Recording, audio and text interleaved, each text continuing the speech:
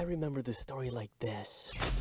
It was a dark and scary night, kind of like tonight. 25 years ago, a horrible crime was committed in the town of Cherry Falls. Now... You haven't heard about Rod and Stacy? Did they break up? Break up! Wake up! They're dead! What their parents hid in the past. Nobody has seen or heard of her for over 25 years. Mom, do you know anything about a woman named Laura Lee Sherman? No. Why? Is haunting the present. Who is it? Is your mom home? No. She didn't tell you I was coming by. 4 teenagers have been killed, a 5th viciously attacked. All victims appeared to be virgins.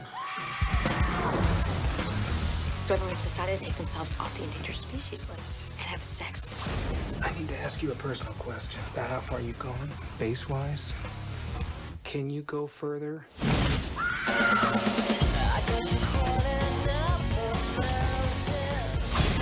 Tell me about Laura Lee Sherman. Tell me. That was 25 years ago. Do you think she goes all the way? Doubt it. You gotta come. Come on. This is my post. I can't just split. Cherry Falls. Don't you want your first time to be something beautiful, something romantic?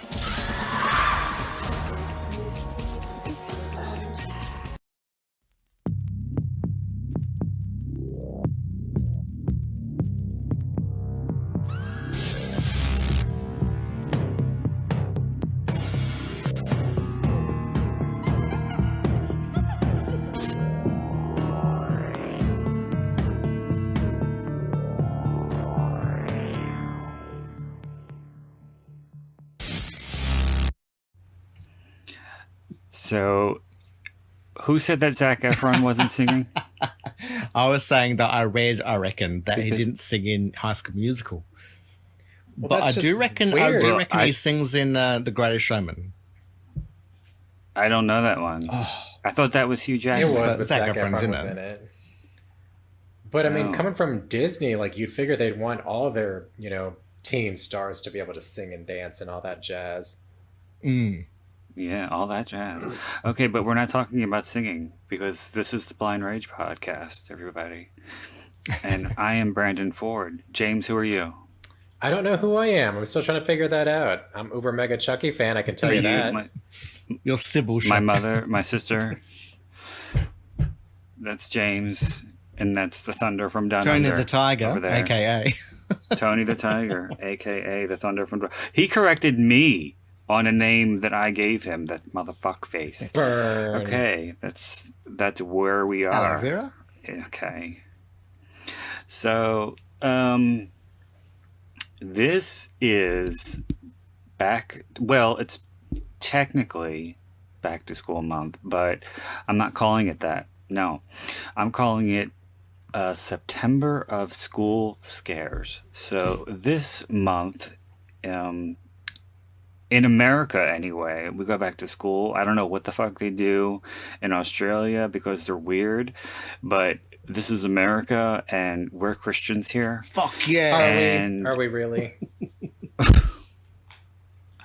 I think Tony is the only one who gets that reference. But we don't have those porno videos with their man-on-man action. Oh my God. Isn't that right, Tony? Oh no! Now Tony's going to act like he doesn't know what I'm talking about. What is going on? You have to import it from Canada. I have no idea. I was quoting the opposite of sex. See, I was going with Team America.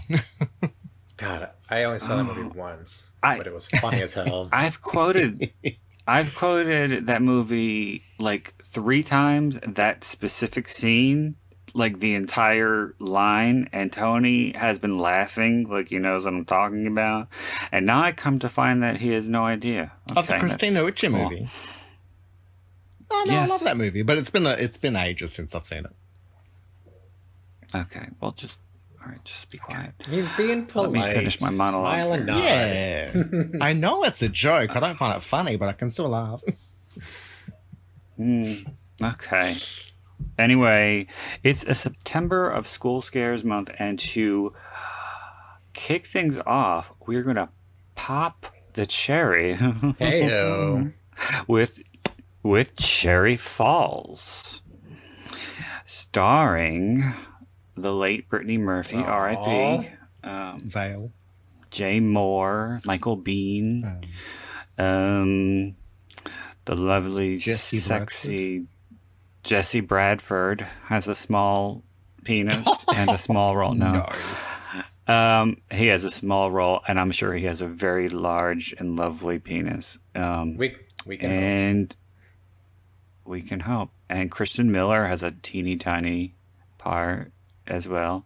And Richard Jenkins, but no one cares about him. No, we don't endorse Richard Jenkins on the Blind Rage podcast. And Candy Clark. So there's that. And yes, so of course we're going to do the usuals on the Blind Rage podcast, but first I got to get plugs out of the way. I would like to encourage everybody to please check out my books on Amazon.com. Typing in Brandon Ford, you can check out my titles in hardcover, paperback, and Kindle editions. And while you're there, you can also subscribe to my author page to receive email notifications whenever I have a new release.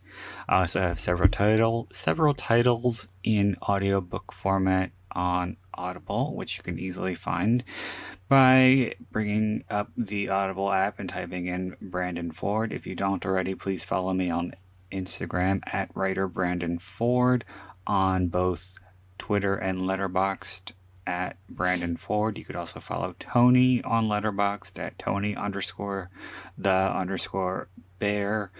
If you have any questions, comments, concerns, critiques, suggestions, recommendations, you can email me directly at blindragepod81@gmail.com. Please don't forget to stop by the official Blind Rage Podcast Facebook page to like and subscribe. Last but most importantly, please don't forget to rate, review, and subscribe to the Blind Rage Podcast on your preferred podcasting platform. James, do you have any social media yet?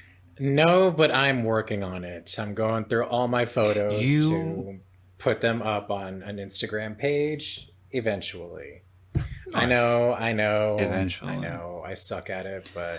What the fuck? I thought we were going to get the Leicester spread, so to speak. Well, I'm working on that too, but it's all about me first.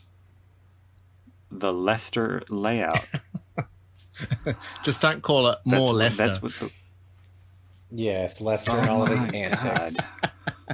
I haven't wanted to get a photo of him with behind the keyboard and some glasses, so he's paying bills or something. Aww. Yeah. With this big old floppy ears. No. Marnie, stop it. Oh, she wants attention too, she always does, especially when I'm around. I'm the favorite of everybody. What can I say? So, have you guys been watching anything recently? James, let's start with you first, since you've been away longer. Oh, God, I know. It's good to be back. Sadly, no. I saw Scream 5. That was a lot of fun. Nothing groundbreaking, but I like that they kind of broke the mold of what makes a Scream movie, so that was fun. I mean, it was fine. And I'm making some headway in Dracula. I'm about 3/4 of the... Oh my... I know, don't judge me. I'm about 3/4 of the way done. I've been in school. That's taking a lot of my time. But when I do have time, that's what I'm reading before bed. So I'm on chapter 18 now, so I'm making some headway. Oh, I Jesus. know. Well, at least you're reading, so I can't have any negative opinions. Because reading is fundamental. Reading is fundamental. Exactly. And you must read to succeed. Tony, what about you? What have you been watching lately? I went down a bit of an Anna Klumsky K-hole. I watched Inventing Anna, which is a mini series that's on Netflix about some fake that German Russian heiress, right? Yeah, I've been curious about that. Is it good? Yeah, I it's a little bit like, I guess, the Bling Ring mixed in with a bit of modernism. It's sort of I gave it a good review, but I found it like embarrassing to watch. Like just seeing how people interact with this person, and especially the more woke you are, the more forgiving the characters were in the movie, in the show to were. So it was, to me, sort of a bit of a lesson on being able to fool people, but not being able to tell them that they're being fooled. And then from that, I ended up watching My Girl, and that was always fun. It's been a long time since seeing that, so it was good. I love that movie. I saw that in theater when it first came out. Oh, that's awesome. He can't see a thing without his glasses. His face is already... No. Looking at it and looking at Macaulay Culkin's terrible acting, I don't think it would be anywhere near as effective. That still tugs at my heartstrings. I'm not gonna lie. Well, it's because Anna Klumsky is a very competent actress. Yeah, Macaulay Culkin, on the other hand, was not. The bees killed it. If only. And I love how he was just... Well, first of all, let me just say this about My Girl. They already had an incident with the bees, and they knew to run into the river or the lake. Well, he got overwhelmed. Yeah, he just stood there and swatted his hands ever so slightly and told them to get away. That's going to agitate them even more. What about you, Brandon? What have you been watching? Well, I'm going to start with a book. I've been lax in my reading as of late, but it's... If you are around people who are literaries, like myself, and people who enjoy especially the horror genre, lately it's kind of difficult to not hear anyone mention Grady Hendrix. And because he's become quite popular, and I haven't read any of his books. And so I decided to check one out, and I started with one called Horror Store, and it's about a girl who works an overnight shift in a store that is not IKEA, but is very much an IKEA knockoff, and all kinds of crazy things happen, and like supernatural things happen. And from what I hear, there is a special hardcover limited edition of the book that is made to look like an IKEA catalog, and it's got pictures of all the fictitious furniture. That's because fun. There's mentions of all these weird, like, couches and chairs and things at the beginning of each chapter, and they're described. And the name of the store is Orsk. Yeah. So at the end of each passage regarding the whatever the furnishing is, it says available now at Orsk. So yeah, in the book, supposedly there's all pictures of the stuff that's mentioned in it, and so the book itself was okay. I really don't like to judge an author based on my first touch or brush with their work, so I'm gonna check out some more of his stuff before I make a definitive opinion. Is he a relatively like up and coming author? Or? I think so. This book was from 2014. I think he's got maybe about a half dozen books. I know he's got another one coming out.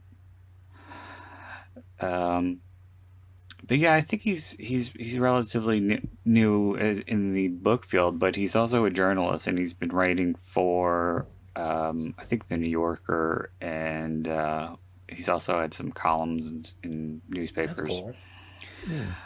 But so there's that, and I also checked out The Tinder Swindler. Oh yeah, on Netflix. That was craze balls. I haven't heard of it.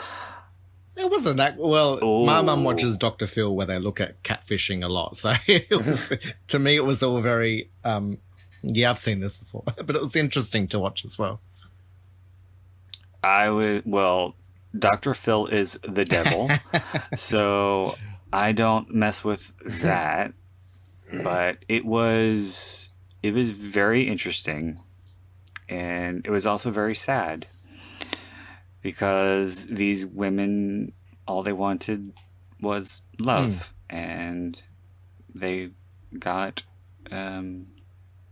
pretty severely taken advantage of by someone who clearly has no conscience whatsoever. Well, something that I felt watching it is that I'd heard that a lot of people do commit fraud because there isn't so much a huge punishment for it.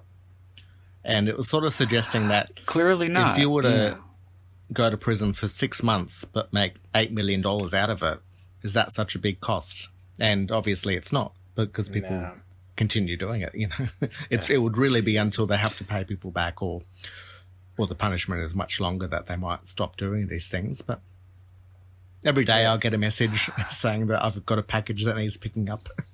Right, and I'm sure you do. Daily at work, like we have clients' credit cards on files, for easier checkout, and they're daily saying like, "Oh no, it's a different card. The other one got hacked." I'm just like, "Geez, like it's just it's so common now. It's ridiculous."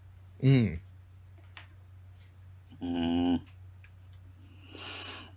don't like that. And hell, one of my cards got hacked a few months ago. Like, took $700 out of it. Oh, it's ridiculous. Did you guys hear that story? Happened a few years ago about the girl whose card got hacked when she went to the Starbucks drive-thru. Maybe. No. Yeah, the cashier at the drive-thru was like, "Oh, there's something wrong with the card reader. I'll be right back." And she went and she wrote down all the information, and she bought a whole bunch of shit on this woman's credit card. And so the woman found out who did it, and so she brought her phone to the Starbucks and put the phone right in her face and said, "So how does it feel to take money out of, or food out of my kids' mouths? Do you know I couldn't buy diapers because you ripped me off? Do you know I couldn't buy my rent because you ripped me off?" And the girl just was standing there like, "I'm sorry. I'm sorry. I'm sorry." Well, a lot of them probably see it as victimless because they don't see the victim, Victimless. Right. Once. Yeah, they don't expect to get called out on their shit. Yeah. Yeah, and I guess they believe that they're entitled to it. The credit card company is going to turn the charges around, and yeah, still doesn't make it right. No, no, it doesn't. And I was very happy that this woman humiliated her and posted it online. So good for her. Go Starbucks, lady. Yeah. No.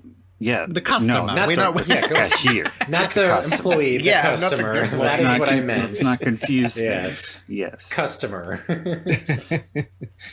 Yeah. Let's just, make sure that we're all understanding whose side I'm on here. Yes. Yes. So we are going to get started with the movie in a second, but like I said, we're watching Cherry Falls, and this month on the Blind Rage podcast is all going to be, since we're doing a September of school scares, these are all going to be school related in some way because, as I'm sure everybody can attest, high school is pretty terrifying. It was a trip. That's all I'll say. Well, I don't want to go back. Oh, yeah, I don't know about you. But, so yeah, this is an oddball little movie. And that is directed by another Aussie. We have plenty of Aussie directors on the Blind Rage podcast. What's his name? Jeffrey Wright? Jeffrey Wright. I knew it was a J name. All right. So we're gonna you're talking on Malibu, so I'm gonna fucking knife you in your face. Cross a couple of time zones before that happens, but you know.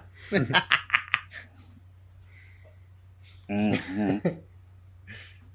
Shove those pigeons right up your fucking ass. Anyway, we're going to get started with a 3 count. So if you want to watch along and listen to Tony be a cunt, you can do that. All right, here we go. Word. I know, I say it all the time. 3, 2, 1, play.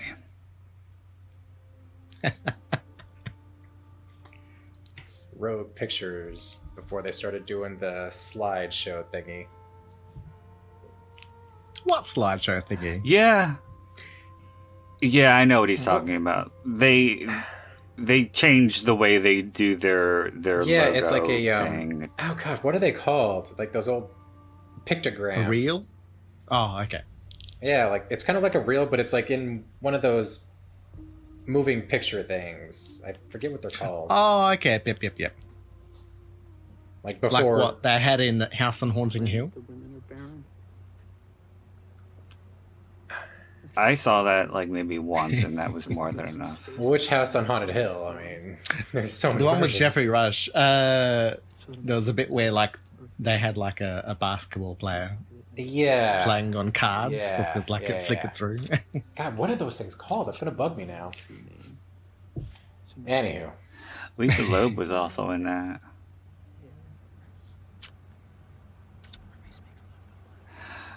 Here we have dreamy Jesse Bradford.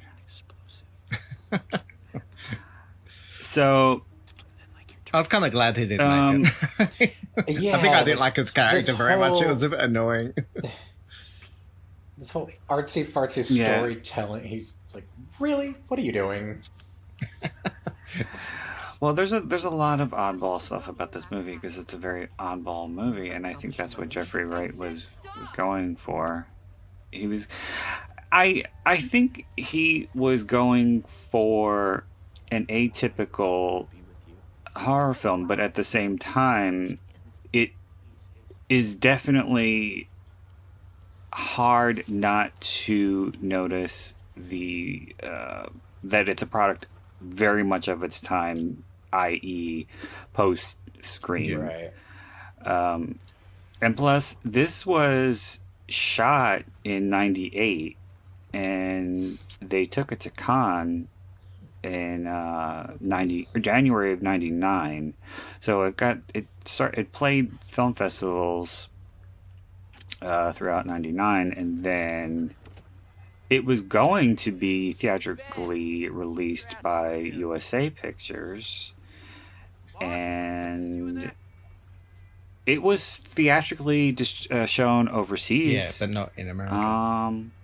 But not in America. No, USA Pictures decided to make it a USA TV movie. So it premiered on the USA Network. Clearly after hours. I don't know if I watched. Well, it was cut to shit, even worse than this version is. But it, I don't remember if I watched it. I don't think I did watch it when it premiered on USA. I'm pretty sure I rented it when it first came out. Yeah, like I told you the other night, Brad, I don't even remember even hearing of this movie. Like, well, it was easy to. It slipped under the radar for a lot of people. I think that, and Tony, you've seen Lover's Lane, right, with Anna Faris? I always thought that. I always thought this would make a good double feature with Lover's Lane, because I think they're kind of similar. But you just said Lover's Lane was with Anna Faris? Yeah, it was like her first movie. Wow. Let's check that out. I love Anna Faris. I listen to her podcast all the time. Oh, nice. She has a podcast? Yeah, it's called Unqualified. She gives unqualified, like, dating and relationship advice. And she's got a lot of guest stars that come on from time to time. It's really fun. She did a lot of it while she was still doing Mom, but when she left Mom, that's one of the reasons why she left Mom, so she could focus a lot on her podcast and to be with her son, and that sort of sounds like the backwards journey. Yeah, a little bit. Yeah. Unless she's getting, I don't even want to say his name, but you know who I'm talking about. Pratt. JR money. No. I don't think so. I mean, there's a bunch of sponsors, that get behind it now. Yeah, well, that's the whole thing with podcasting is to get sponsors. Yeah, the only time I heard of it was when she was in the news talking about her divorce with Chris Pratt. Mm-hmm. So you reminded me of her having a podcast. Oh, I didn't even. Well, then that means she's been doing it for a while. It's been around for years. For about a year. Well, I thought she was with Chris Pratt during Mom anyway. I know it's a few years ago now, but I think maybe at the beginning, but yeah, they were going through all that stuff when he started, getting all big and hot and in the Marvel movies. You wouldn't happen to have a cigarette for me? Well, Mom only just went off the air last year. Last season, yeah. Yeah, once she left, they had one more season with everybody. Yeah. And that was it. The industrial strength. It took me looking it up to see that this is the guy from Revenge. Just by... I owe you. He's been in a lot of stuff. But this whole thing with Candy Clark is so weird because she's completely perving on him and flirting with him. And this whole thing just kind of like rubbed me the wrong way. It's just like, so your chick doesn't want to sleep with you, fine, but it's just like you're gonna go hit on her mom right in front of her? Like, come on. Yeah. Well, I think it's more her than it is him. But he's really getting into it. Like, it's subtle, but it's there. The apple fell far from the tree on that one. Aw. Brittany Murphy. I miss her so much.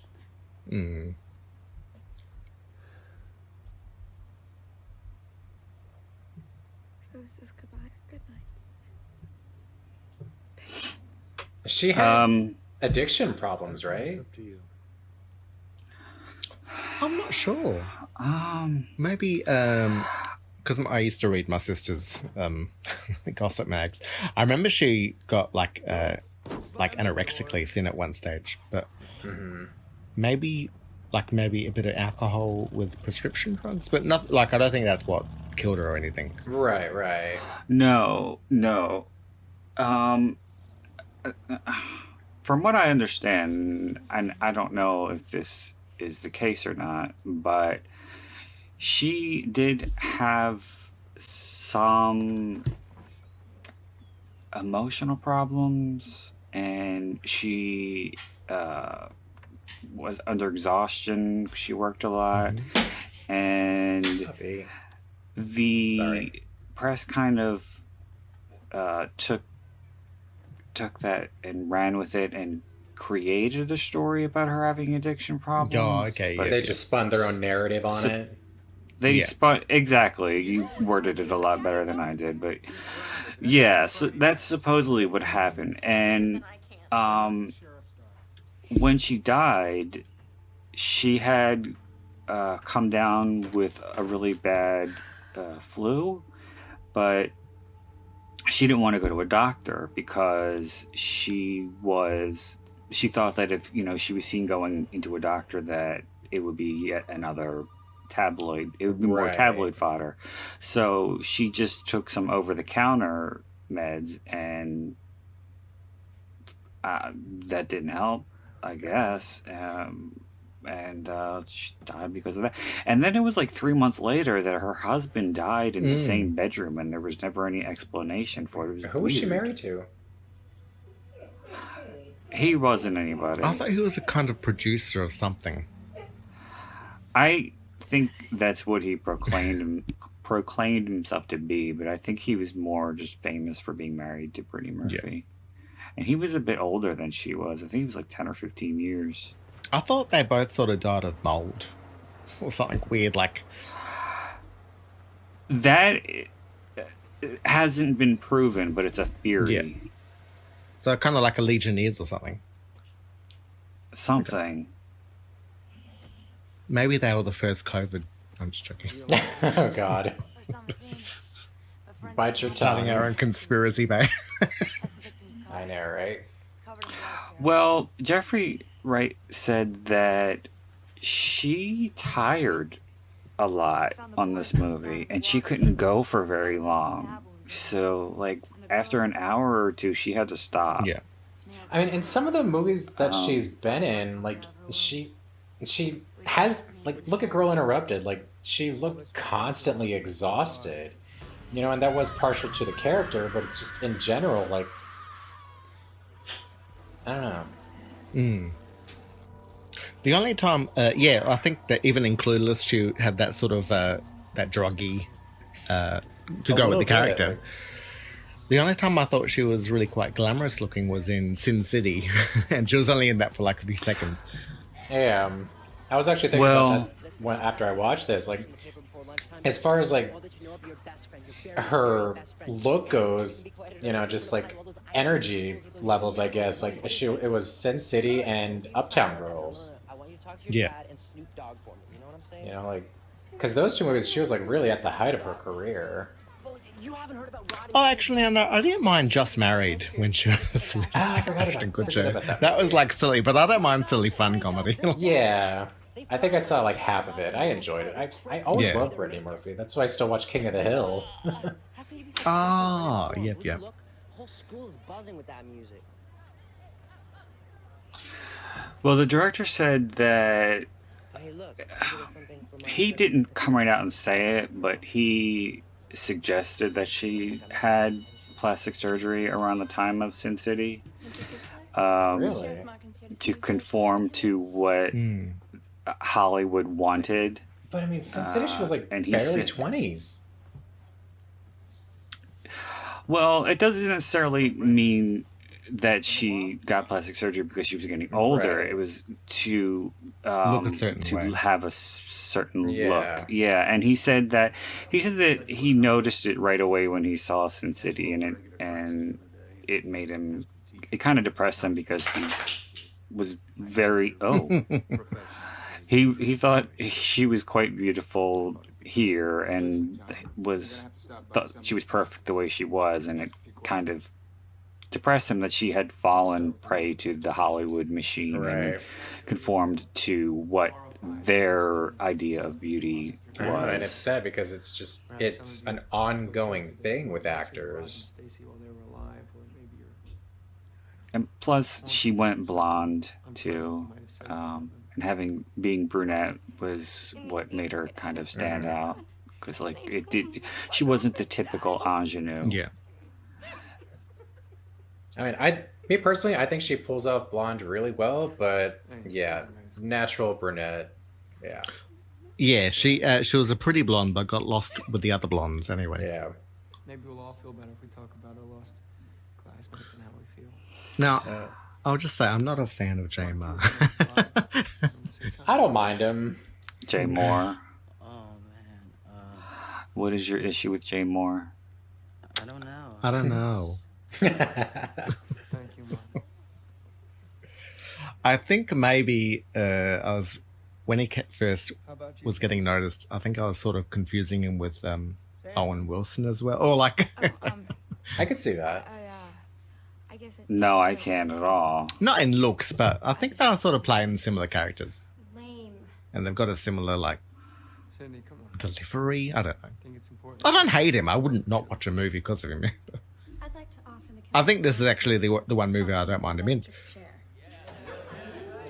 It's kind of weird that to me that he did Picture Perfect with Jennifer Aniston before this.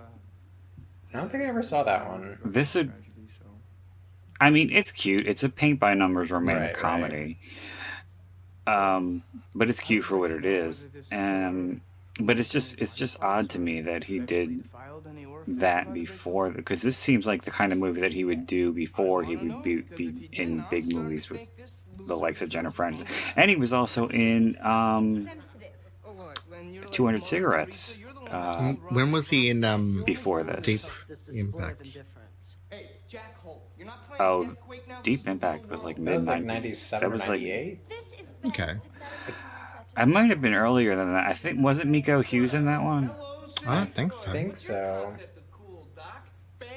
This is the one about the asteroid that hits the planet. Yeah. I think. Yeah, it was around the same time as Armageddon, so I think that was 97. Yeah, Deep Impact came out like I think a few months before Armageddon came out. Yeah. Or maybe a year. I don't know. But they were around the same like time frame. Well, I don't really think that Jay Mohr had... I'm confusing. Well, he was in Pay It Forward, which I think was the same director as Deep Impact, I reckon. I don't really think that Jay Mohr had been as successful as he would have liked to be as a comedic actor. And so I think he was trying to do something different with this. And it's very different. I will say that. But then he did that sitcom like 10 years later, Gary Unmarried, which that was fine. I think I saw an episode here and there. Yeah, it lasted like 2 seasons. He was also one thing I liked about this horror movie compared to other teen ones is there was some focus on the adults as well, which I think gave it a bit of something different. Yeah, they never focus on the adults. Like in, A Nightmare on Elm Street or Friday the 13th or any of those movies. Her friend is a terrible actress. Who'd want to fuck her? Just throwing that out there. Well, the guy really isn't that talented either.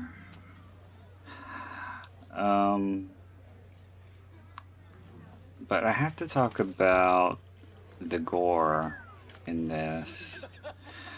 Well, first I want to say that this has kind of the same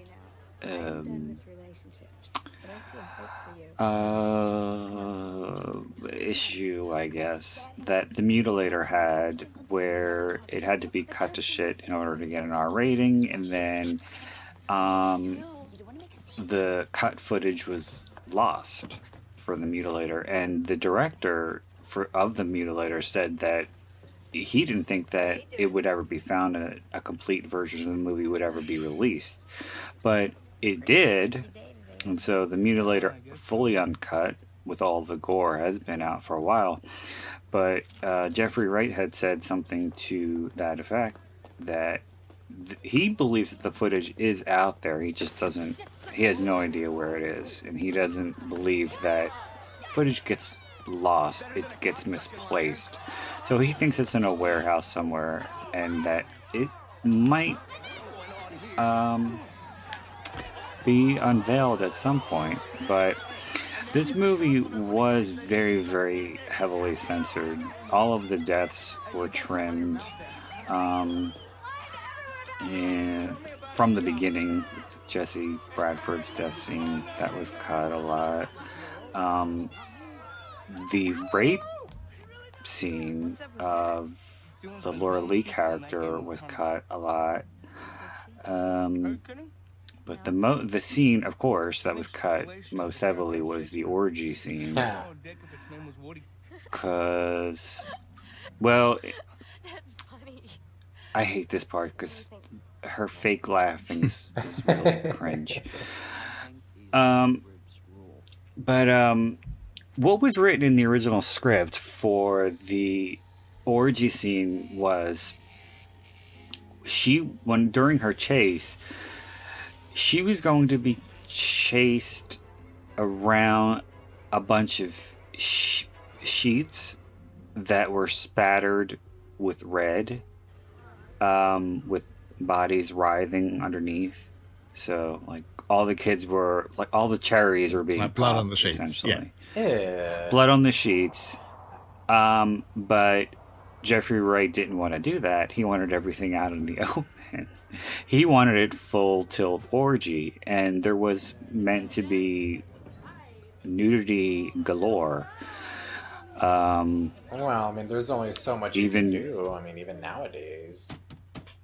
Well, even in his guys previous were movies, just showing the sex full scenes frontal. were full nude, so I could imagine he's more used to that than. Excuse me? Yeah. But getting back to the flashback of the rape, that wasn't in the script. That was his idea to put that in. This is so fucking weird. The whole Laura Lee character is very odd. Although you reminded me of a joke I just made up. What does the serial killer say when he leaves the room? I don't know, Tony. What does a serial killer say when he leaves the room? Nude later. Goodness. Sorry. That doesn't even make sense. But that was a woman playing Laura Lee for a lot of it. I think Jay Mohr only plays her at the end. And the orgy of sex, which turns into an orgy of violence, the violence was cut pretty heavily as well. Yeah, as it goes on, like, you can really see the whole made for or toned down for TV thing. Well, it was toned down for an R, but still. And then it was cut even more when it played on USA.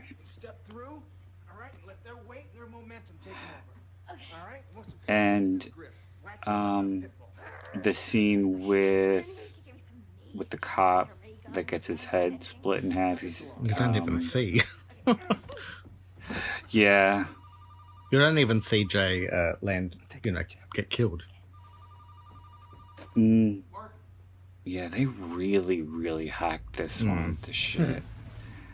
But it was funny when you could tell that he was like running off of the balcony to and actually like, flipping to make over. it over the balcony. Like, that part made me laugh. These two freaking FBI douches. FBI majestic. Shut up.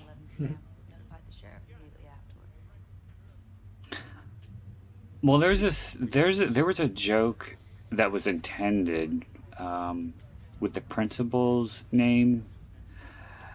It was supposed to be that nobody knew how to pronounce it, so it's like you hear it pronounced Sizzler, Sisler, and Sizzler, or something like that.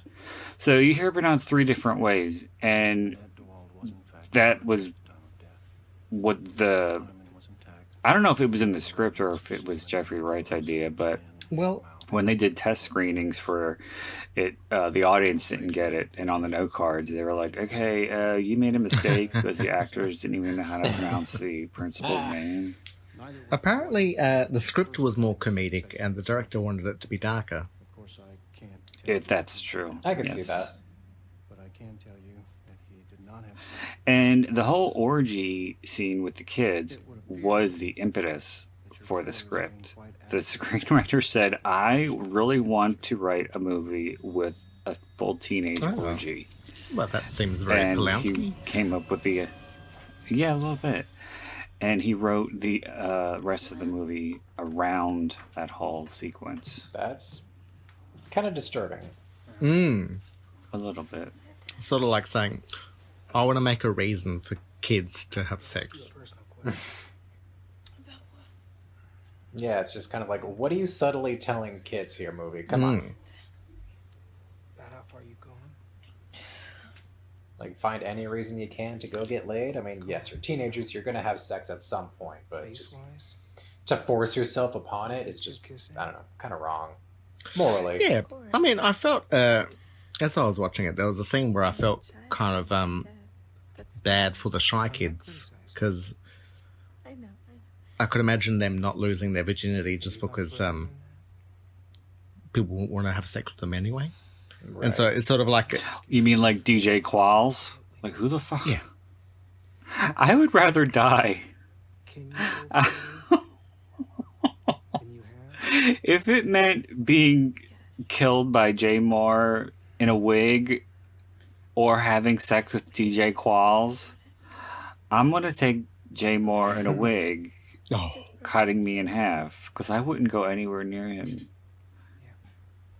This was like, I think, his first or second movie. Isn't he gay now? I mean, he came out recently. I never heard that. Wait, was he the one from Road Trip? No, not at all. Yeah. I reckon he did, yeah. Did he really? He... Something to look up after we finish. Yeah, seriously. He had a really, really funny part or guest starring role on The Big Bang Theory. Yeah. That was really funny. Although I can't actually remember what it was now that you're saying. I do remember it being funny, but I forget what it was. Well, he was... I don't remember the whole situation, but it was... Sheldon came up with this... Because Sheldon is a bad liar, so he came up with this idea where to get out of doing something, he was saying... I think he was lying to Penny about having to look after his cousin who was a drug addict. Yeah. And so he hired DJ Qualls' character, who was an actor, and he was full-on method with being a drug addict in withdrawal. And he came up with this whole story, these monologues about waking up in these dingy hotel rooms and not remembering the night before and becoming it was just really, really funny. But I didn't like those other stupid movies like Road Trip and stuff. Those gay panic movies, gay panic comedies. There are a lot of gay panic comedies of the early aughts. Like, Dude, Where's My Car and shit. Yeah, but they have a full-on kissing scene in that. Ashton and... Yeah, but it's like... It's... A little bit... I don't know, it doesn't last for too long, and it's like... I don't know.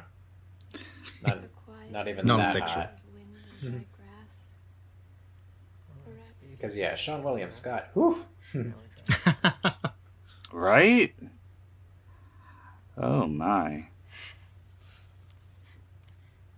Have you seen any of the director's previous work? Do you think that that's how it is? No. So you'd never seen Romper Stomper?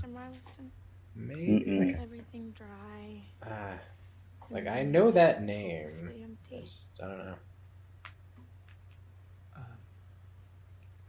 It was very controversial and won many awards. It had Russell Crowe in it. I'm very over him. And it was about... That was like his breakout, wasn't it? Well, that's sort of what got him international recognition. He had been doing a few movies here before that, I reckon, but that was sort of what got him an audience. Which one? I'm sorry. Romper Stomper? Didn't see it. I'm really sorry. It's none of my business. Lots of Coca-Cola in this movie. Well, I guess who one of their sponsors were? It's weird. I just saw someone standing there. I always remember a story. I'll just make up the names of the brands because I forget who they were. But it was when Jersey Shore was quite popular. Let's say the brand Gucci was sending Snooki Louis Vuitton so that she would wear it out, and Oh God. it would really cheapen the brand of Louis Vuitton. So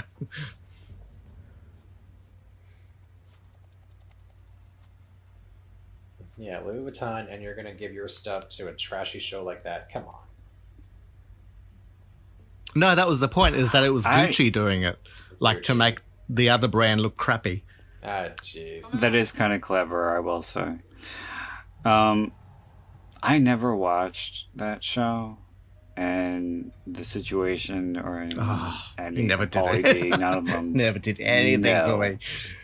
No, not at all. But I didn't hear about it, or I didn't watch it. Well, I never watched any of it, any of the original series, or when they did the reunion special. But I did hear about it on the radio, and I thought it was really funny when Snooki and I don't know, one of the guys had met for the first time in a while. And she was like making fun of his hair or something. And she was like, "What did you do? Get frosted tips?" And he was like, "What did you do? Get a new face?" Because apparently she got a lot of work done. I never watched it. I don't even know these people, and I don't care to. My sister used to watch it. I didn't watch it. Yeah. There was a British version of it as well called Geordie Shore, I think.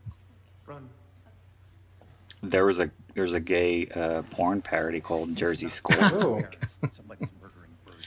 I'll look that one up later. And had I remember back in the day there was a porn page called Apartment 21. That was.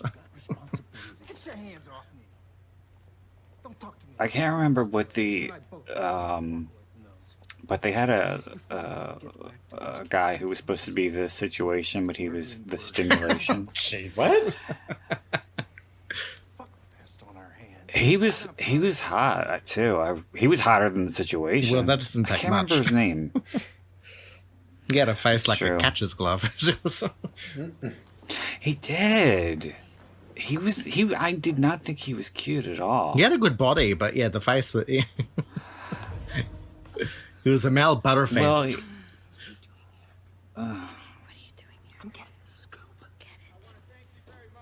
I don't even know what we're talking about anymore. we were talking about the situation looking like having a face like an old catcher's mitt. We have now established a common link between those killings. Well, what is it? All three victims. Michael Biehn is in this as Brittany Murphy's character's father. And it's so funny because it's generally with me when there's an actor who is primarily known for something, I always know them from something else. So like with him, everybody knows him from Terminator. And I know him from That's The Fan. what he was from. The Robert De Niro movie. No, the one with Lauren Bacall from the early 80s. Oh, okay. It was like one of the first stalker movies. Oh, okay. And Aliens, too. Yes, that's the one Aliens that I as sort of- well. Yes. TOO. I mean, and come on, dude. Like, if you're going to be a photographer, you got to have your camera ready. Come on. That part bugged me. Oh God! And after he doesn't return with her phone, she has one of those "this isn't funny anymore" moments when I was just like, ugh. Lazy writing. Yeah, I mean, I think it's now because it's still used. I think it's at a point where it's just because it's part of the slasher movie. I mean, trope, that you should have be to one of the have- rules in the Scream movies. Never say. It should be. I'll be right back. And if or Never Scream- say it's fun. This isn't funny anymore. yeah. I hear people say this isn't funny anymore 1,000,000 times more than I've heard people say I'll Yes. be right back. Yeah, and it's like, it's not funny to begin with, so why are you saying any more? Well, it's either it's not funny anymore, or it's not funny, or is this a joke? It's always one of those. It's always people can't. Like, why don't it's they either, say it's like this isn't cool? Really, if It's they're going to always- do it, that's- the next time it should be someone actually doing a joke on them, and then that way well, it's like not the killer. people can't when they don't know when they're in confusing situations. They don't understand what's going on. It's automatically a Right. joke, and it's like never, and they're never in the mood for it because they don't like jokes. No senses of humor, I tell you. I mean, come on, getting Here we yourself go. all bloody and locking yourself in a locker, that's hilarious. It's got me laughing. I'm sorry, but some of her dialogue is so dumb. I'll be your best friend, your very, very, very best friend. But, I mean, Because this isn't I funny love her anymore. performance. Like, even though she knows it's, like, kind of cheesy, she's still giving it. Yeah. Mostly. I think she's a bit over the. I think she's a bit over the top. Well, that whole suck on my toe thing was weird. I thought that was hilarious. I don't know what it was, but Well, since I was just listening to it, I did kind of enjoy the sounds that he was making while he was sucking on it because I was imagining him sucking on something else. are you saying that Brittany is a hermaphrodite? No, I was imagining him sucking a dick that wasn't hers. Lord. And that he was enjoying it a lot. Well, there's nothing wrong with enjoying a toe sucking. No, no there's nothing wrong judgment, with whatever gets shrimping. you It's off. just no, it's not. Well, Just no. because a toe can't blow. Well, as far as fetishes go, toes. That's pretty vanilla. Well, they reckon that the reason for foot fetishes is that in the brain, like, this is something that I read, like, sort of the nerve endings for the feet are sort of close to sexual part of the brain. Really? There are there's But there's probably, like, a lot more all over the body. Yeah. yeah, the pleasure Pleasure, there you go. receptors. Yes, yes, I yes. guess That's- I don't think I have. I think that's probably a rarity Oh, okay. with people. Well, let me ask you this, kind of personal, but have you ever had it done to you, Brandon? No. Would you let Have someone? you ever done yourself? No, just kidding. No. I don't want people to even touch my feet. Fair enough. I have lots of other fun things to play with. Yeah, but you're a whole body.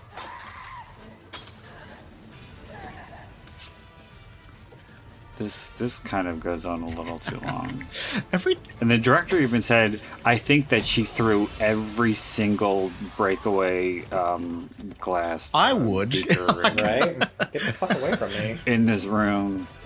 something something that I always think in these type of movies is I wish that they would like stab the killer in the leg or like shoot them like if you're not going to kill them, at least like make them really wounded. Yeah, the movie could have been over right here. Yeah. Excuse me. And I think if Scream, You know- to go back to, I think that if they wanted to be different, they should have had one of the killers die midway through. Just by the way. I kind of identified the Laura Lee Sherman character with Carrie a bit because she was the outsider and she was poor. I mean, granted, Carrie didn't meet the same fate, but just the character in general, I thought they were kind of similar. Yeah, there's a similarity there as far as traits go. Yeah.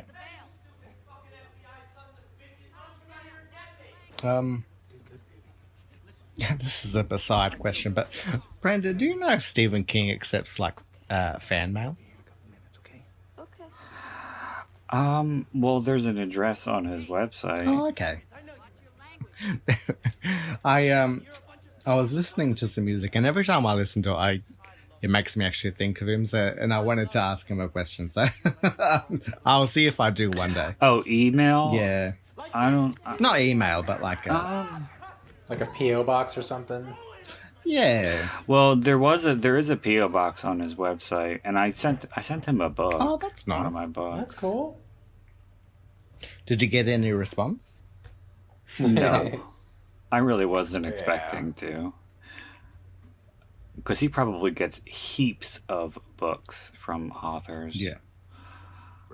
So, and I imagine there'll be a few who send a book so they could then sue later and say, "He stole my idea." That's why there's copyright laws. Well, I mean, I think it's pretty well known that Clive Barker couldn't even feed himself until Stephen King raved about the Books of Blood and gave him a blurb. Yeah. And he made his whole career, essentially. Clive Barker would probably still be digging out of garbage cans if Stephen King didn't give him that blurb.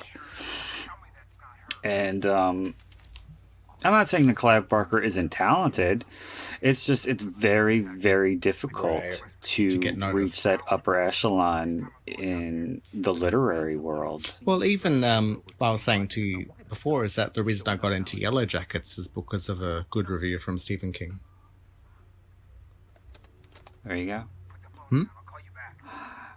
I said, there you go. And he also gave Jack Ketchum a blurb, and that helped boost his sales.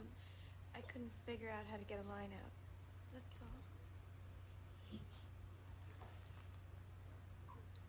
all. So, the right blurb from the right person can make your career. It can. There's that whole thing. Well, I don't know if this is true. But my ex I heard this from my ex because he was a theater major and, you know, he thought he was Mr. Broadway, but I really don't think he knew a whole hell of a lot. But so, I heard from him that, you know, that journalist, Michael Musto? No. He was a talking head on a lot of VH1 shows, like, you know, like the I Love the 90s and shit. He's kind of effeminate, dark hair, like big plastic frame glasses, and he's a journalist. And supposedly, if he gave you a good review for a play or a performance, it would make your career. So he was like the connections, I guess you could say. No, I mean, if he liked you, then that meant something. Damn. Supposedly, I don't know if it's true. But... Well, who do I have to get to like my photos to be a good photographer? Damn it.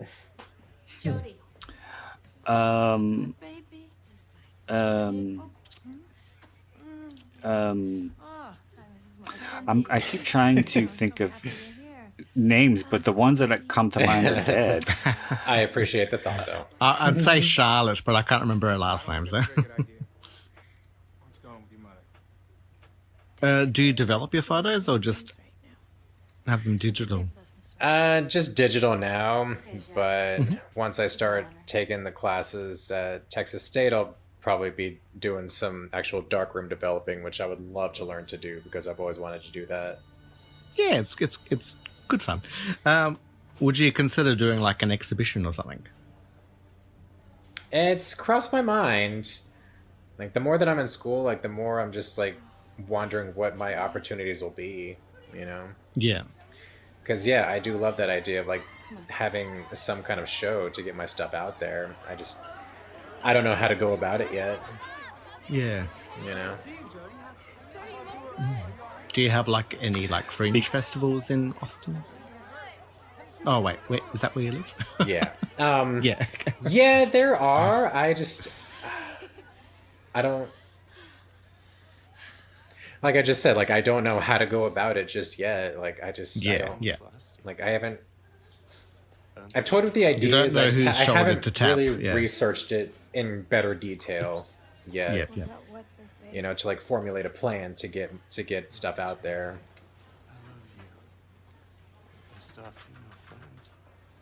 But yeah. Well, fingers One day. crossed. One day. Come with me to this party tonight. No, I promised my dad that I'd be home. All of Madonna's albums are going to be re-released and with the deluxe editions because it's been 40 years since her first single.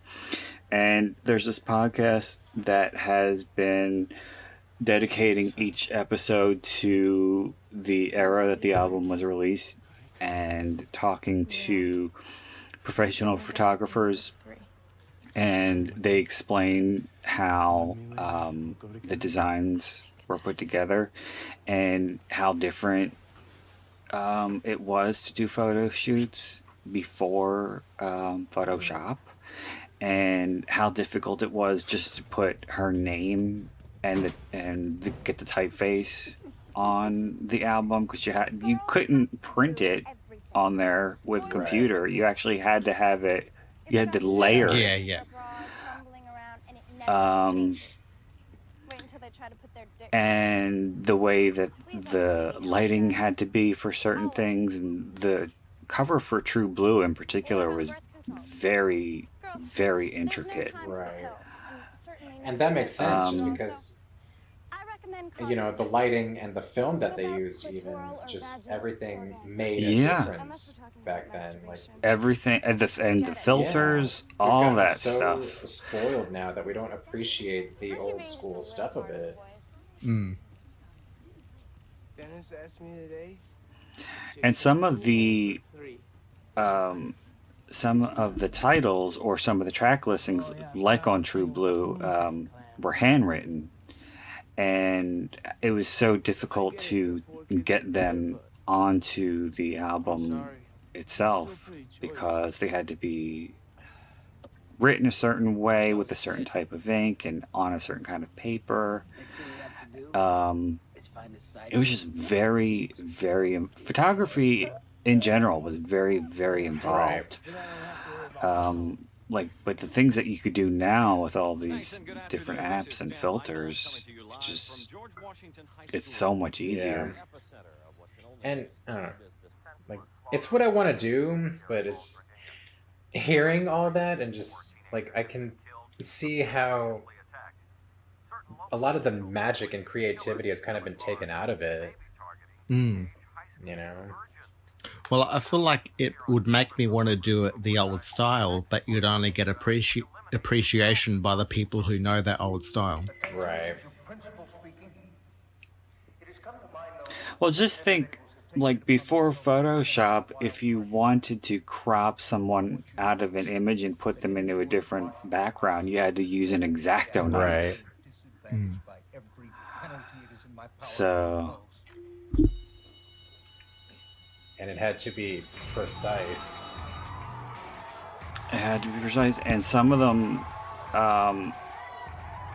they were talking about, you could still see, like, the white around her body, around her arms and stuff, because it wasn't closely enough cropped. Wow. And these photographers have, like, a very, you know, trained eye so that they could spot exactly how things were done. And as and you know, just a random onlooker, you're probably not going to notice, but if you've got that eye, like it's going to stick out like a sore thumb. Yeah, and if you studied the craft, sure, yeah. And especially the evolution of photography. Like one of the projects that I did for the real estate company, I used Lester as my model for that one. And he was standing in front of a big red towel on the floor that I had to Photoshop out, which took a little bit of time, but there was some stuff around the edges that, you know, stuck out to me, but when he looked at it, same thing. He's just like, oh, I didn't even notice until you pointed it out. I'm like, yeah. Yep. But like, even though it still takes some time nowadays, it probably took a lot more time way back then to get it just right. Because for these big time publishing magazines, if it's not right, it's probably your job. Then let me get you some water to wash it down, okay? But in saying that, it's probably made tabloid a lot easier to Photoshop people together. That's true. It's true, yeah. I overheard Daddy talking to Mr. Sizzler, and they mentioned... I like how the mother struggles to drink water. Like I feel she's too used to the alcohol, and now she has to drink water in front of her daughter. Right. Oh God, what is this stuff? That's... I've never heard of her, and I've lived here all my life. During the scene where she finally tells Brittany Murphy what happened, Jeffrey Wright said that he wasn't getting the emotion that he wanted out of Candy Clark. And he didn't say exactly what he did, but he said he was rough. Yeah. He said he was rough on her. And then after the scene, he said she did it just as he wanted, and he was very happy with it. And he was happy with himself. He was pleased with himself because his tactic worked. And she walked up to him and slapped him in the face. Well, and he said I completely deserved it. It was warranted. So he did something. I understood. And it was good that she was able to get rid of it and not have to hold on to it. Although I was going to say, the mother and daughter relationship reminds me a little of Marge and Nancy Thompson. Whatever her name was. A Nightmare on Elm Street. Right. I don't get that. Well, with the alcoholic mother and then explaining the situation and... Yeah, well, and the father being a cop too, I guess. But there's... I don't know.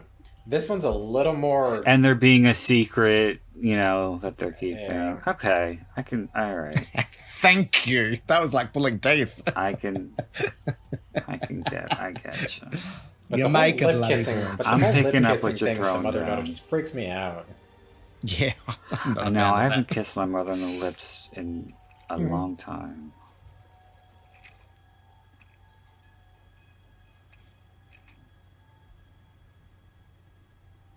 Although they say actually what happened with her. Like she never gets revealed, this woman. Or did she? What do you mean? The one that got raped, Laura Lee. Oh, like what happened to her afterwards? Yeah, where she is today. No, I think she died. Did she? Didn't she? Oh, okay. Or she killed herself? I don't know. I don't think they actually explained that detail. Maybe Jay says it at the end, but... I think he does. Well, because the sheriff goes to visit her house and she's not know.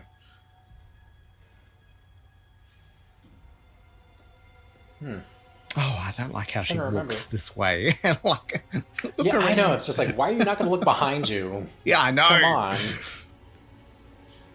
Well, Laura Lee Sherman was definitely not doing well emotionally because she was harboring a lot of trauma from being gang raped.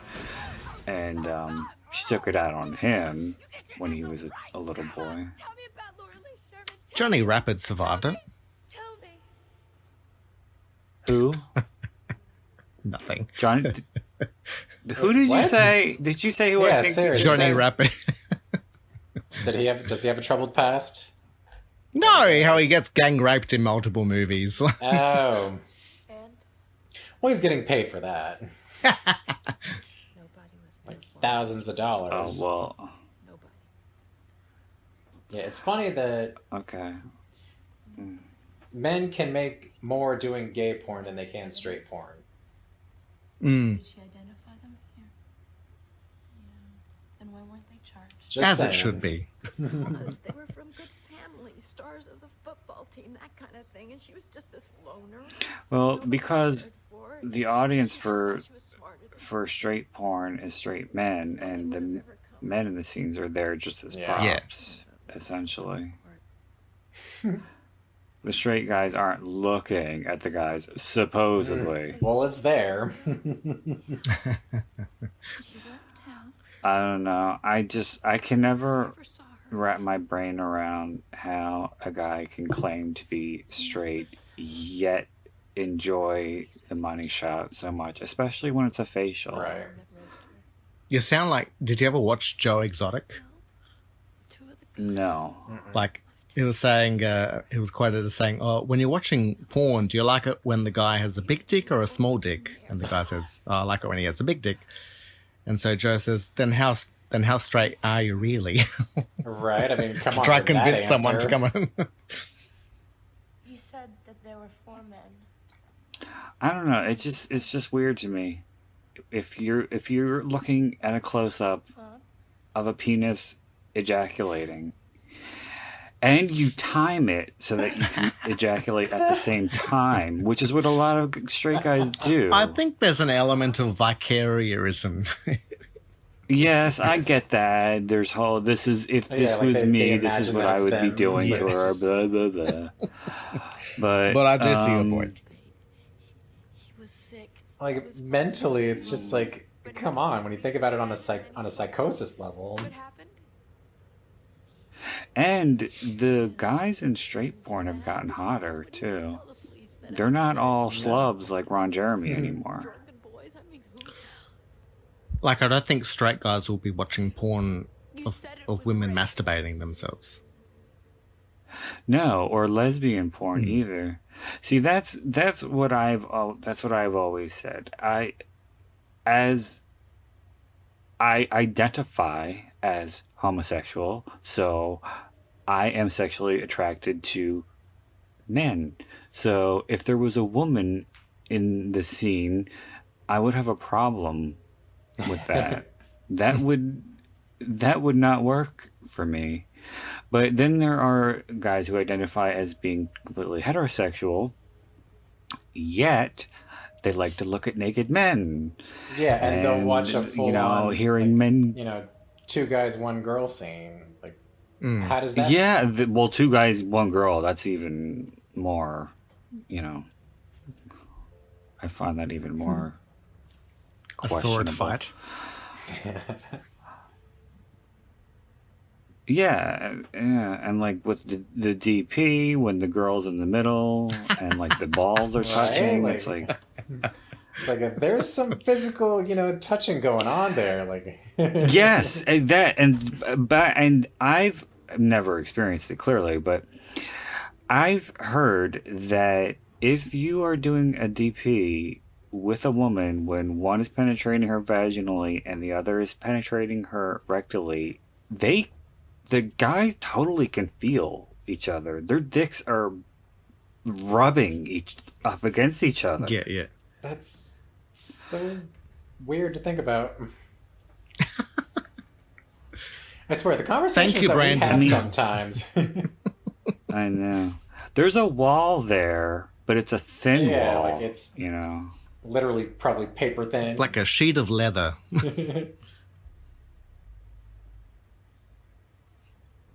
Okay, so he's in Laura Lee Sherman's house. Yes, and so who is in the house with him? Is No one. Jay He went or solo. Laura Lee? No, but as he is leaving, you see like someone watching him leave. I'm gonna say that was Jay Mohr. Okay. I remember when he was on Gary Unmarried. I'm pretty sure it was real, but I remember he was in. Yeah, because he was in a t-shirt sometimes, and you could see that he had a tattoo on his arm. But I was like, "What the fuck is that?" And then there was one episode where he was in a tank top, and you could see it. He's got a fucking giraffe tattooed on his arm. What is that? It's a giraffe. I'm sure it means something to him. Right. Because when he wears a t-shirt, all you could see are the legs, the little skinny legs. And I was like, what is that tattoo? That's so weird. And then it's like, oh, you have a giraffe on your arm. That's unusual. I hope it's meaningful to him somehow. You know, they're the only mammal without a voice box. Really? Yes. Did not know that. Or vocal cords. I knew they had purple tongues. Yes, I knew that.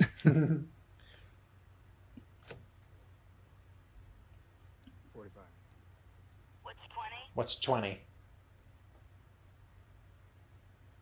I'm headed back now. Did you find what you were looking for, sir? I usually don't like watching people eat, but watching giraffes pull all the leaves off a branch and then smack their lips as they chew them is kind of cute. Well, giraffes aren't people. Say what? That's true. Watching people eat makes me want to throw up. Oh. Sir, are you there? Especially if they chew with their mouth. Oh god, they make that smacking sound. Oh god. Oh god. That is my number one pet peeve. My mother does that when she's chewing gum, but otherwise she doesn't. So, like, my sister makes fun of her for it. Yeah. I don't know how I used to be because I used to be a big gum chewer, and now I just think it's incredibly obnoxious when people chew gum. Unless you chew it with your mouth closed and don't make any noise. Smacking never used to bother me until I lived with my best friend, and that was like her biggest, pet peeve, and just grossed her out so much. And I would actually chew chips loudly just to piss her off. But just living with her chips you that can't rubbed off on me. Chips you can't help. No, but I would with chips. The worst is fruit, especially like an apple or a pear. God, when they do that. Oh no! That turns my stomach. Why I slice it and then just throw it in my mouth. Oh, here comes everybody's favorite toe scene. Well, not Brandon's. I remember there was a toe sucking scene on 6 Feet Under with Lauren Ambrose and Eric Balfour. She sucked his toe. Okay. Weird. I remember he looked really cute in that scene. He didn't have a shirt on, and I was happy. That's just weird.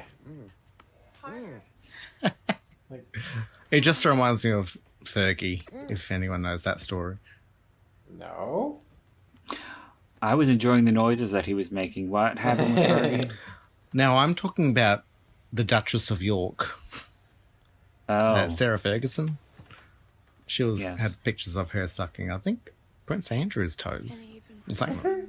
Ew. And now he's in the news for a whole other reasons. Whatever gets your rocks going. I'm doing it because you're pissed at your parents. This boy just isn't that cute. Can't you decide?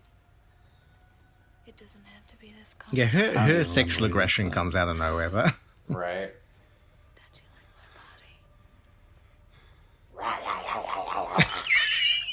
my body? Sorry, some noise had to be She's got made. rabies.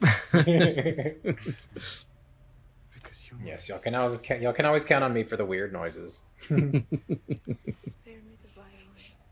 Just as long as you know what your safe word is. Do I have a safe word? Only pussies have safe For words. fuck's sake.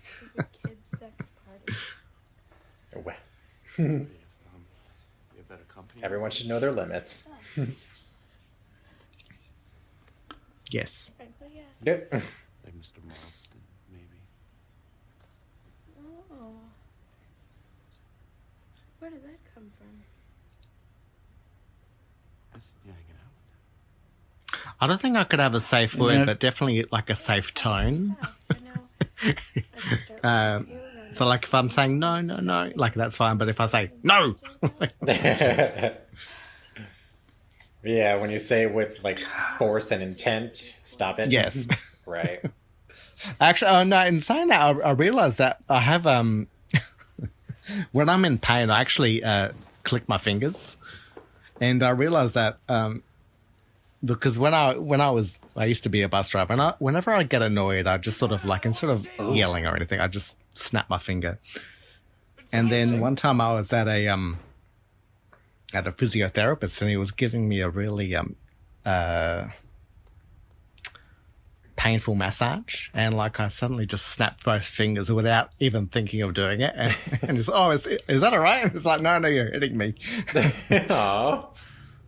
So snapping your fingers is just like an instinctual reaction now? Yeah. and I didn't even mean to. I just like, no, this is too much. Like, oh, no. That's funny. Brittany's sexual aggression here got me thinking, did you ever hear of that? I don't really think they tell women to do this anymore, but they say one of the things that you can do to stop a sexual assault is to turn it around on okay, like and become the aggressor. Yeah. And I mean, it makes sense. Act like you're into it. I was going to ask, like, how do you do that? But you just answered. Instead of saying no, you say yeah, and then you like tackle them and like, like, oh yeah, you essentially do a reverse rape. Yeah. But when you do that, supposedly, they're completely emasculated and it's not fun because anymore. they're no longer in control. They're no longer in control, and you've taken the power away. Did you ever see that movie, The Seduction, with Morgan Fairchild and Andrew Stevens? I don't think so, but it sounds familiar. Well, she does that to him at the end of the movie, and it's kind of cringe because first she's like, no, stop, and then she's like, oh yeah, fuck me, and he literally like kind of chokes up and goes, I can't. What's it called?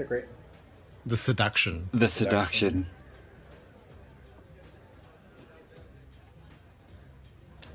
Huh.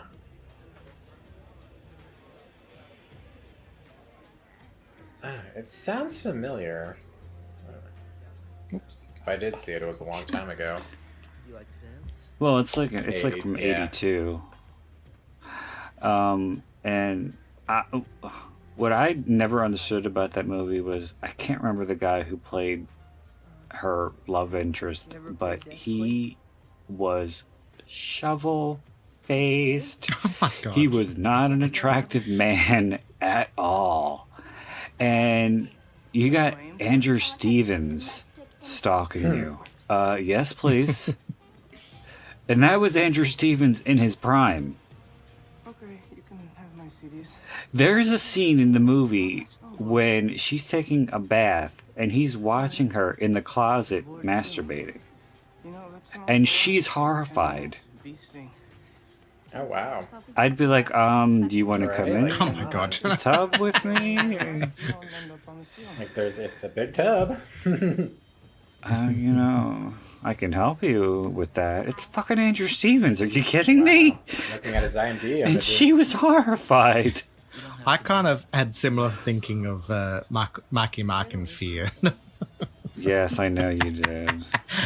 I didn't want any part of that. Even though he went with Alyssa Milano, I was like, oh, you're forgiven. Just give me that Boogie Nights cock. Okay, first of all, how dare you speak ill of Alyssa Milano? I wasn't speaking ill. I was forgiving him for getting with Alyssa Milano because she's so beautiful. She was the face of Ariel. I told you that. Yes, I know. Is there something you want to tell me? I don't mind the challenge. Like a Little Mermaid Ariel? Yes, yeah. Yeah. The animated cartoonist used her Really? face. I didn't know that. You could have given it a shot. Oh, I mean, she did play a mermaid in an episode of Charm, so, It's only Oh. fitting. You wanna get with the real man? No. Do you? I liked every now and then I watch SNL did a spoof of The Little Mermaid where Oh, with Tina Fey? no, it had Anna Kendricks. And it was a man playing Ursula. Oh, no, it was a woman playing Ursula. But she was getting Ariel to sing so that she could steal her voice. But Ariel starts singing like modern pop songs, and they're quite crappy. And so she's singing "Womanizer" by Britney Spears and like some Kesha rapping. That's funny. No. No, I just remember the one with Tina Fey. And she was playing Ariel, and she was pregnant at the time. And she was pretty far along. She had a pretty big bump. A pregnant mermaid. That's a funny image. It was should just be the supposed man to, who's pregnant if they're be seahorses. Oh. Nature. It's a fascinating thing.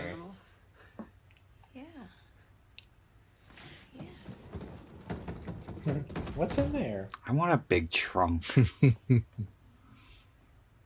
So you can hide your I dead feel body. it landed Brandon. differently. What's in the trunk? Yeah. Your dad. Dad. Maybe mine. So she wanted to lose her virginity to her half brother. Yeah. I think for a comedic actor, he does pretty well in this. I mean, some of his wackier moments are a little comedic, like with the lipstick. But I think a lot of it too has to do with the costume. It helps with his performance because it's just so fucking weird. Yeah, it's a different side of Jay Mohr that I honestly haven't seen until I watched this. It's like, huh. It's very much against type. Entertaining, but creepy at the same time. Yeah. Very intense. Oh, and it was funny too. Jeffrey Wright said that there was a shot of one of the dead bodies, and he was having a bit of conflict with the DP. And sometimes I've heard this before with DPs where they think they're the fucking directors and they will argue with the actual director who will say, okay, well, I want a master, and they'll say, no, you need a close up. Shit like that. But the DP said, no, there's too much blood in this shot. And that's right, and he left. The director was like, he's like, no, I think it's fine. He's like, no, there's too much blood. No, I think it's fine. And he left for like 36 hours. Jeez. And his son took over because he had two sons were working because I think they were shadowing him or something because they wanted to be DPs. The one who took over for him, George, does work as a DP now. Yeah, that's cool. So does he feel the other guy's cock when it's in her ass? Just you reminded me of a story I'd forgotten because I did a day course in like a film school in Melbourne, and just on cinematography. And one of the students, because it came up somehow, one of the students asked, "What's the difference between a cinematographer and a director of photography?" Because in Australia they're called a cinematographer, and in America they're DPs. And the lecturer said, "Oh, well, we say cinematographer here." Well, the lecturer said, "Oh, because Americans like to think they're directors." So like, it was almost like in that vein of the director of photography wanting to feel more elevated. Whereas I think DP is more common, but I have heard people being called cinematographers. I think maybe internationally it's more cinematographer because that's what we were being taught, is that we're at the whim of the director. So it's well, yeah, like the director is the one that has the vision, and then everybody else helps establish that vision. I think cinematographer sounds like a more glamorous job. Yeah, I agree. then it kind of makes it sound like you have more to do with everything, you know, like yes, establishing the look. Yeah. Whereas a director of photography, it just kind of makes it sound like you're just establishing the feel and the lighting. Where it sounds like you're just telling where the camera should be Right. pointed. That's what it sounds like to me. They took off right after. That's when things got crazy. It's like the accused. So his friends forced him to rape a girl. Or force... Well, that's what he told Yeah. Candy Clark, but he admits here he knew what he was doing. Right, but... Yeah, well, I don't remember, so keep going. But it, like, right, you know, in the images, like, his friends are, like, holding him above her, like, moving his hips in and out. Like Midsummer. Right. Yes. Just need one of them to tell him to finish. It's very homoerotic. I mean, if you're that drunk, I could not imagine getting hard at all. Yeah. Like, or hard enough to create a child. Yeah, whiskey dick. Yeah. Yeah, seriously. Oh God. Never mind. Yeah, never mind fucking getting it up, but fucking finishing. Like being the sloppy fourth. Yeah, how do you feel now?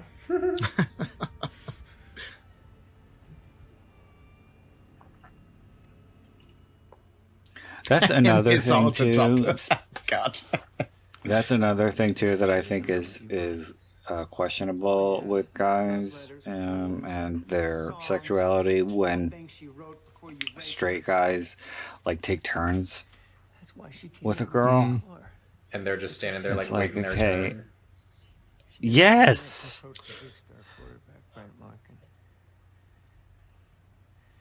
Never knew that she loved you, did you, Brett? But you know, not to sound millennial, but maybe that's the one good thing about this openness of fluidity is that you can be hetero, but also enjoy having experiences with other men around. Yes, and you know what that makes you? Bi. Yeah. Well, it doesn't make you non-binary or whatever the fuck they're calling it now. Well, I think that I question it because I'm from a generation where it was frowned upon. Yeah, I think that's what it is. Is that if you were to be hard around another guy, you'd be, oh, you're so gay.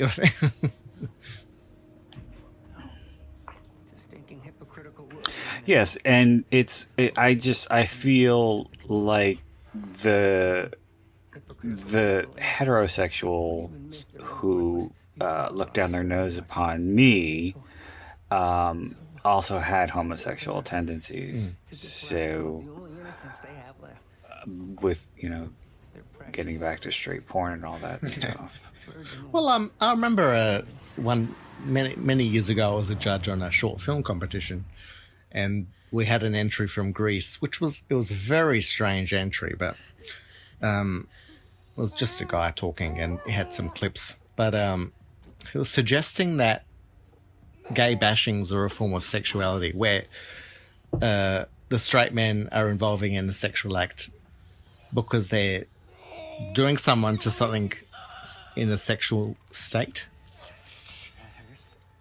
And I'm not explaining it well, but it's basically that concept of a lot of gay bashers being secretly homosexual. Right. Yes. That there's a real sexuality to the whole. Well, there is, yes, because a lot of it does come from sexual repression. I think. I like this part.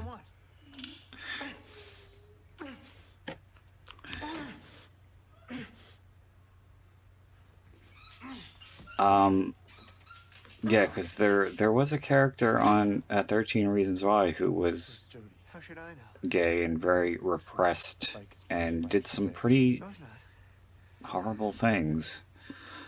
I haven't watched that show, but that's sad. Why are you looking at me like that, Kenny? Why do you want lipstick? Because it makes me pretty.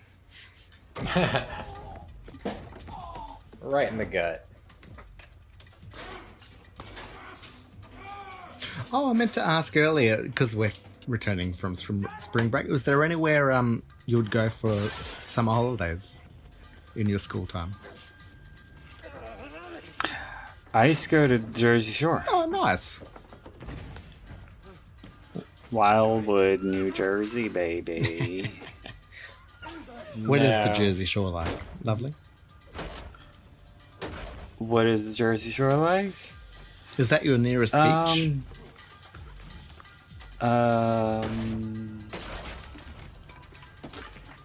Well, no. We're not too far from.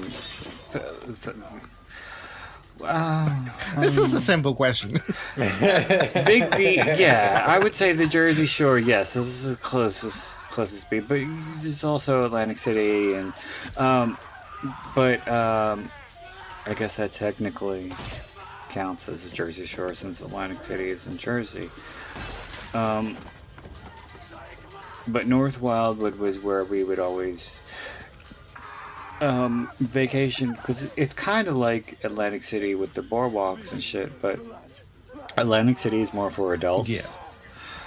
Whereas, because on the boardwalk, there really isn't anything for kids to do, and Atlantic City is all about casinos. But in Wildwood, there's several different piers on the boards with roller coasters and all kinds of amusements and games, things like that. How about you, James? No, I've never done anything for spring break. I just kind of like to take the week off from work and just be lazy around the house. Oh no, but back when you were in school, did your family go on summer holidays? No, we were poor. We couldn't afford to go on vacations. Yeah. But, I don't know. Recently, my sister, she comes over from Mississippi to visit my mom, and then we all try to go down to the beach for a few days. So we've been doing that. Nice. We go to like Rockport, which is right next to Corpus Christi, and then last summer we actually, when we went down there, we went down there, hung out at the beach for a day, and then Andrew and I went to Corpus Christi and took the USS Lexington tour, which was a decommissioned military ship that's just parked on the coast of Corpus Christi. And yeah, it was a blast, just hearing all the World War II stories and when it got decommissioned. It's fun. Nice. Yeah. But other than that, yeah, no. I'd like to, go on some kind of vacation, overseas, across the country. Yeah. Keep toying with the idea of like renting an RV and then just like going away for a couple weeks and taking the pups with us. Oh, that's sweet. Yeah. Yeah, I think that'd be a blast. We could check out places along the route that are pet friendly. Yeah, right? Just go along the southwest or something. Yeah. It's actually kind of sad because my father is, I think, kind of an adventurer at heart, and he has said that he always wanted to travel, if not overseas, to see the United States. There's so many landmarks that he would want to go to, and my mother's not into that at all. So he never got to do any of that stuff. And I remember asking him, I was like, Mommy was into like renting an RV and doing a cross-country road trip. Would you be into that? And he was like, yeah. He like got all excited. And I was like, "Mom, would you ever do that?" She was like, "No." Aww. So he got his hopes up on a hypothetical. Yeah. Well, no, I mean this was fairly recently. Yeah, yeah. So I think he knew it wasn't going to happen. But just the idea. Yeah, just the idea. He got a little. His spirits lifted a bit. Because I think he would like to see all the famous parks and Grand Canyon and all that stuff. Here comes the fun runoff scene. I mean, despite the state of the world and everything right now, like, there's still some pretty stuff out there to see. Yeah. I like his expression there. He's like, "Oh, I'm dead. Oh." Don't! Man, get back here! Mr. Morrison. That preppy rich kid looks so familiar. He should have gotten in this one last kill.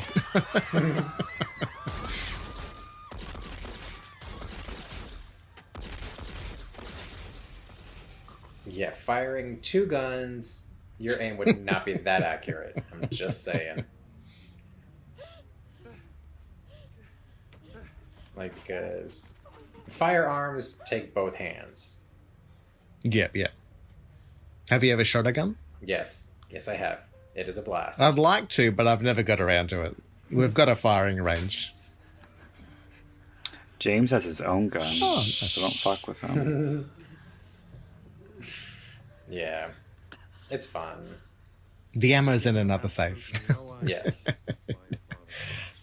Actually, I went for a hike the other day, and I was trying to find. I went in through the back way, and I was trying to find the proper entrance afterwards, and I accidentally drove into a rifle range area. And Oh my goodness! So creepy, because it was like down a very steep valley, and driving back up, I had to do it all in first gear. Like it was.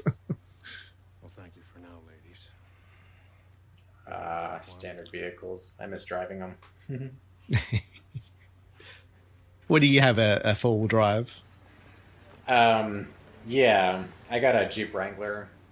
Oh, nice. 4-wheel drive. Yeah, I love it. But, I've just got my small sedan, but manual. So yeah, I mean, I remember like feeling so proud when I was a teenager learning how to drive a stick. Like, oh my god, I can do this now. And apparently, that's a good way way of having people not steal it, because a lot of people don't know how to drive it. I know. There is so much innuendo going on that I'm just letting slip by. Bring it on. About riding a stick in your Fucking teens. Tony was talking about it and going through the back way, and then James is talking about stick and His Wrangler. I'm sitting here thinking, We're giving there's so you many these things I golden could say. opportunities, Brandon. Why are you not taking them? It's such low hanging fruit.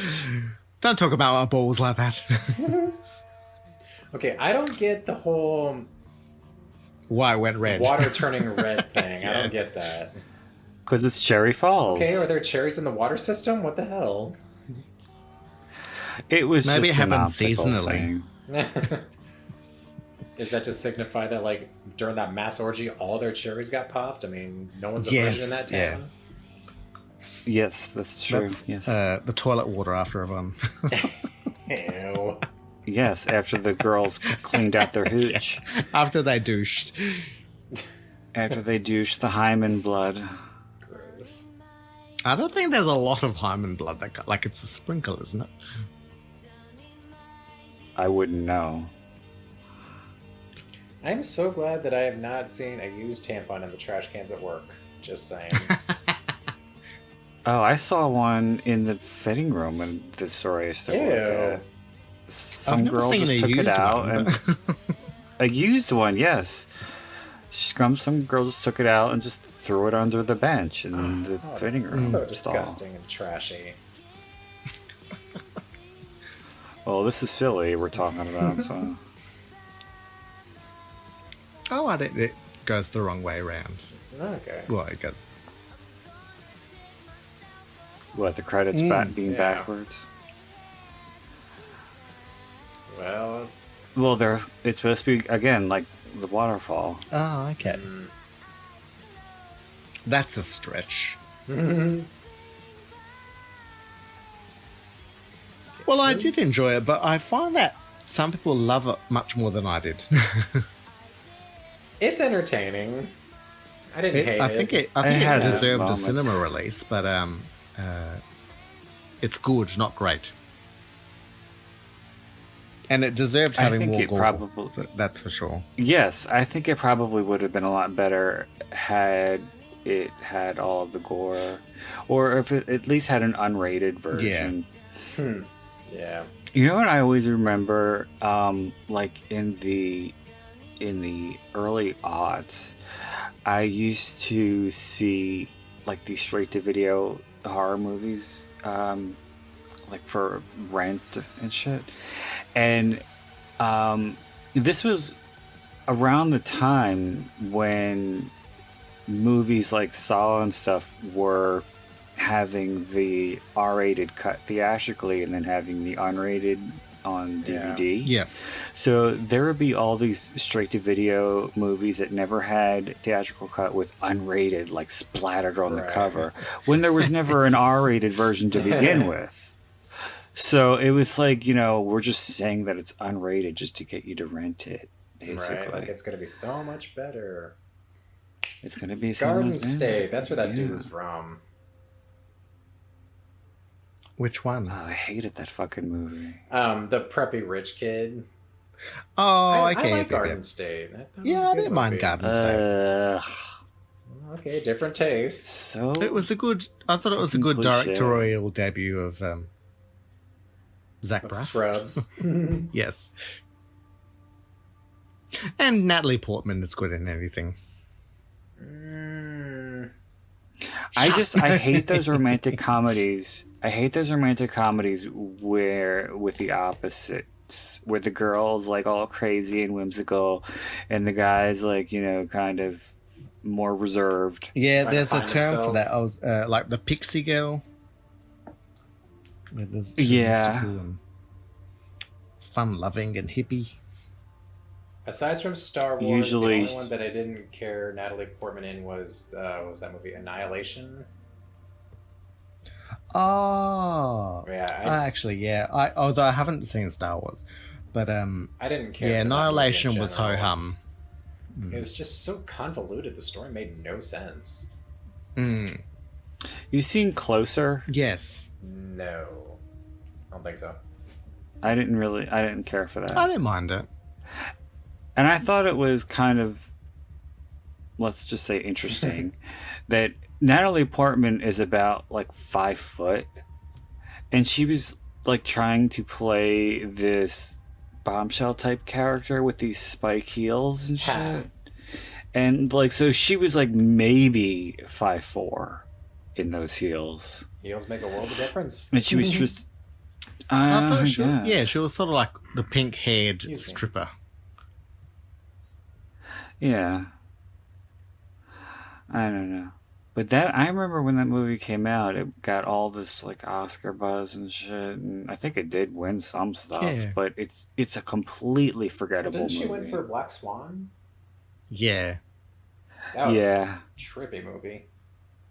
I didn't mind. I didn't like it. Although, did you ever see the movie Perfect Blue? No. It's a Japanese. It's a cartoon, but it's a very similar to Black Swan, but it came out before. But that one I quite like. It's a similar storyline. Kind of like the inner torment of a dancer. No, well, it's about a pop star who leaves her singing career to become an actress, and she starts getting stalked. And there's also a twin stalker or something like there's psychological element as well to it. I love a good psychological. It's Brandon might know this reference, but in the Drowned World tour, they were using clips from it, from What It Feels Like for a Girl. Yes, the remix that you mentioned so often, which you can't find the. Well, I mean, you kept saying you wanted to find that video. And you can't find it anymore. Oh, no, I can find the video. I just can't find it on Spotify. So I can listen to it on YouTube if I feel like it. You mean the remix? Yeah. You want the remix? Yeah, the film clips remix. Yeah. It's probably on the maxi single.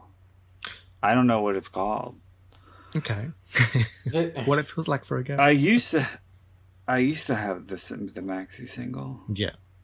I can't believe I bet you if you like mention maxi single to somebody like 20, they'd be like, what the fuck are you talking about?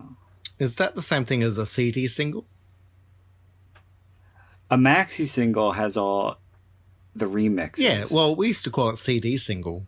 Well, see, a single is a 2-track. No, well, this one used to have, it used to have all the remixes on it. Yeah. That's a maxi single. Okay. Has like usually 8 to 10 remixes, but a regular single is like a 2-track with the album version and maybe a radio edit or a B-side or an instrumental. Okay. Well, I enjoyed that movie. It was good watching it again. Indeed. I'd recommend checking it out if you get the chance. Every reason why you should lose your virginity. Although that proves incorrect with the principle, so. Right. Because you're a teenager and it's fun. Just use protection. Yes. Well, the director was saying in the commentary that it's really not... it's different now where... the parents aren't as uptight anymore about their kids having sex. I mean, be that as it may, they should still teach the kids responsibility for crying out loud. Yes. And give them a dildo. Yes. Give them a dildo, because that's all Alicia Silverstone needed, apparently. How awkward would that be, giving your 16-year-old daughter a dildo for Christmas? Yeah. Especially if it was like give it for her bar mitzvah. Thanks, like shaped Mom and one. Dad. I'm gonna go use it right now. Give her a neck massager. Bar mitzvah. Oh God, from Brookstone. For all your aches and pains, honey. Okay. You're making me hate myself now because I know exactly what you're referencing. God. Well, you get one of those pools with that pumping out bit. But anyway, so that was Cherry Falls. And I'm hoping that maybe... Well, it doesn't really matter to me because I can't fucking see the fucking uncut version if there ever is one. But I hope an uncut version does get put out at some point. I would ask Shout Factory if there's the chance, but they don't fucking answer me. Bastards. You know how many times I've tweeted them about shit and they just don't answer. I even emailed them. Yeah. You need to change your Shout Twitter Factory. to the official Brandon Ford. Mm-hmm. I do. I need to get one of those little fucking checks. Yes, then they'll respond. Little blue. Yeah. There you go. They'll think I'm somebody. If you want to be somebody, if you want to go somewhere, you've got to wake up and pay attention. And so, what Kylie Minogue track are you fucking singing now? That was Sister Act 2. Jesus. I was going to say you got to sell your soul, but yours works too. Sister Act 2. I actually watched that in school. Yeah, we watched that in music class on the first day of school. Yes, so did we. To sort of fill time. Well, my music class, the teacher really didn't have anything for us to fucking do. That's all we did was watch movies. Nice. What the fuck are we going to do? And I'm talking about in high school. It's like, what are we going to do? Learn how to write? I remember when we had music in elementary school, they used to try to teach us the proper terminology and vocabulary and the difference between melody and harmony and all that stuff, but nobody gave a fuck. That's so sad. And then when you did give a fuck, they were just showing you movies. Mm-hmm. Yeah. I remember, like, falling into a deep sleep, like the deepest I've ever slept in school. Because I don't fall asleep in school. I didn't fall asleep in school because I was always self-conscious about snoring. But when they put on fucking The Lost World, Yep. I was That'll gone. do it. I must have been 5 minutes in, and I was like, and I just completely checked out. And it was like full on, where like your head's dropping, and you have to keep catching yourself. All right, but that was Cherry Falls. Hopefully, there will be an uncut version at some point. If you haven't seen it already, I recommend checking it out, especially if you're celebrating back to school month, or your loss of virginity, or you want to watch Brittany Murphy, or you want to watch Brittany Murphy. Yeah. Any final thoughts? Well, that was mine. Okay. How about you? Brittany Murphy's life was cut too short. That's all I got. Work from love, grow from love, screw the world. Oh God, what is that from? The First That's Wives right. Club. I would have gotten there. Damn it, Brandon. Damn it. Damn it all. Screw them. Oh, Jesus Christ. People always got to make my show super, super gay. You were talking about double penetration earlier. Yeah, seriously. I don't think... But there was a woman penises, involved. Come on. I mean... And you keep saying uncut, like Jesus. You know who you bring on, Brandon. That's you know what's going to happen. That's me. Especially when it's the three of us. That's me projecting right there when I say uncut. I'm trying to put something out there in the ether. Is that what you can get for? Those plugs to like regrow your foreskin? It's something that I would like to try. Regrow your foreskin? No. He wants to suck on you a foreskin. Can. Yeah. No, I would like to try being with someone who is uncut because I've never had a partner who wasn't. No, it's not bad.